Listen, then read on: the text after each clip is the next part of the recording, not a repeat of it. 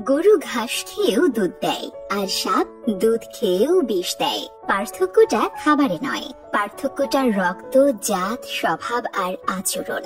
যদি তুমি অন্যের ভালো সহ্য করতে না পারো, তার মানে তুমি মানসিক দিক থেকে ভালো নেই। বিয়ে করলে গরিব ঘরের মেয়েকে বিয়ে করুন।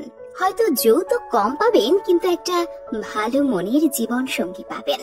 একটা কথা কি জানেন তো, অর্থ সংকটে থাকা মানুষগুলো যোগ্যতা থাকলেও সবার কাছে মূল্যহীন হয়।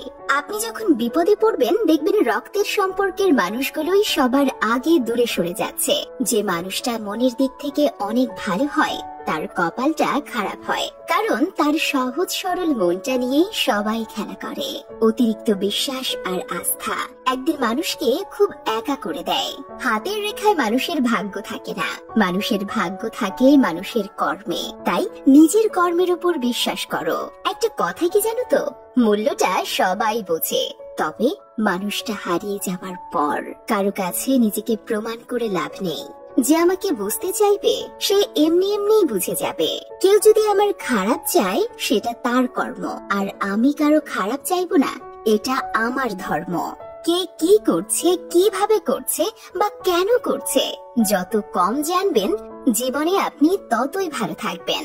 এখন আর আমি হারানোর ভয় করি না, কারণ আমি শুরু থেকেই শূন্য।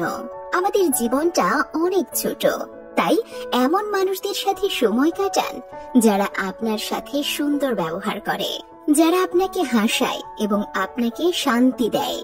আমার জীবনে দুঃখ একটাই, আজও আমি মানুষকে চিনতে শিখলাম না। কেউ একটু ভালো আচরণ করলেই বিশ্বাস করে ফেলি। আসলে বৃষ্টি না আসলে বোঝা যায় না ছাতার কোথায় কোথায় ছিদ্র আছে, তেমনি খারাপ সময় না আসলে বোঝা যায় না কার মনে কি আছে। সত্যিকারের ভালোবাসা একটা অসহায় জীবনকে সুন্দর রূপ দিতে পারে। সত্যিকারের ভালোবাসা একটা অসহায় জীবনকে নতুন রূপ দিতে পারে। আবার একটা মিথ্যা ভালোবাসা একটা সুন্দর জীবনকে ধ্বংস করে দিতে পারে।